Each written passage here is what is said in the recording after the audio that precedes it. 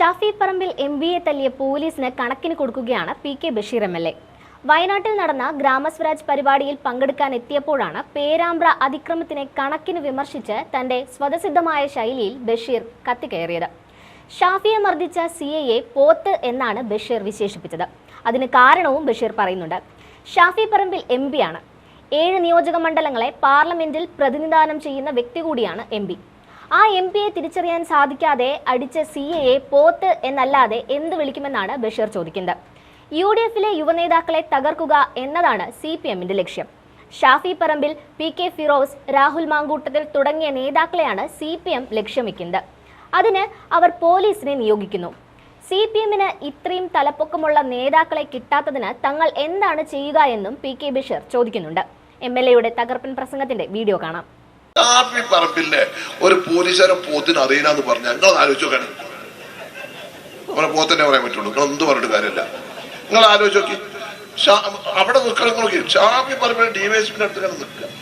എന്നിട്ട് ആ DYSP-ക്ക് MP-നെ അറിയില്ലെന്ന് പറഞ്ഞാൽ ഇപ്പൊ ഒരു സമര മുഖത്ത് വരുമ്പോൾ അതിന്റെ നേതാക്കന്മാര് എന്തിനാ നമ്മളൊക്കെ മുന്നിൽ നിർത്തുന്നത്? എന്താ അറിയുമ്പോൾ എന്തെങ്കിലും പ്രശ്നങ്ങളൊക്കെ ഉണ്ടെങ്കിൽ ഒന്ന് സോൾവ് ചെയ്യാൻ വേണ്ടി. എന്നിട്ട് ഇങ്ങനെ പറഞ്ഞത് വേറെ ഒരുത്തിനെ കൊണ്ട് ഷാഫി പറയാണ് മൂർത്താക്കാണ് അടിപരണ്ടത്.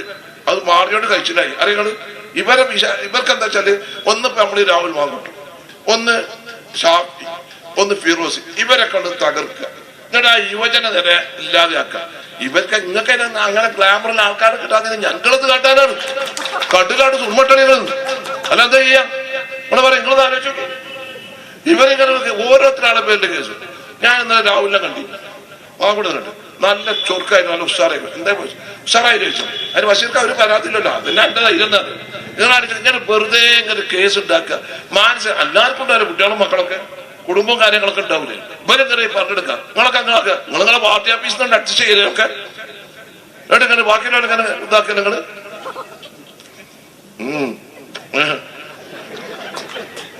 അല്ലേ?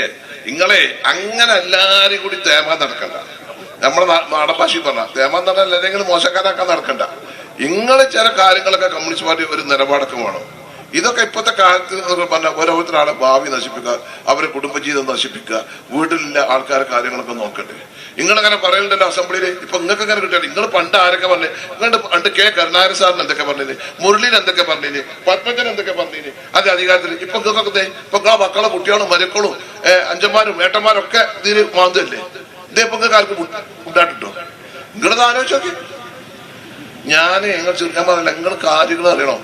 ഈ കമ്മ്യൂണിസ്റ്റുകാരനോട് പണ്ട് E.T. മുഹമ്മദ് ബഷീർ സാഹിബ് ഫസ്റ്റ് കന്നി MLA ആയിട്ട് വന്നപ്പോ സിദ്ദീഖ് സാഹിബ് E.T. ബഷീർ സാഹിബ് നമ്മളെ വാപ്പാന്റെ പുസ്തകത്തിൽ ഒരു വാപ്പാനെ പറ്റി എഴുതിയിട്ടുണ്ട്. മൂപ്പര് അസംബ്ലിയിൽ നിൽക്കുമ്പോൾ കന്നി MLA ആയപ്പോ സാധാരണ ഇപ്പം സിദ്ദീഖ് ആയാലും ഞാനൊക്കെ ആയാലും ഫസ്റ്റ് MLA ആകുമ്പോൾ ഈ അസംബ്ലിയിൽ മൈതാന പ്രസംഗം രണ്ടു ഉള്ളിൽ നേർക്കുന്നേരെയാണല്ലോ. അപ്പൊ ഇത് പ്രിപ്പറേഷൻ ചെയ്തിട്ട് നമ്മൾ പോകുള്ളൂ. അങ്ങനെ E.T. ബഷീർ സാഹിബ് ഇങ്ങനെ ലൈബ്രറി ഇരിക്കുമ്പോൾ വാപ്പ വെച്ചു എന്തേ ചോദിച്ചു. അല്ല നാളെ അസംബ്ലി പ്രസംഗം ഉണ്ട്. അപ്പൊ വാപ്പ പറഞ്ഞു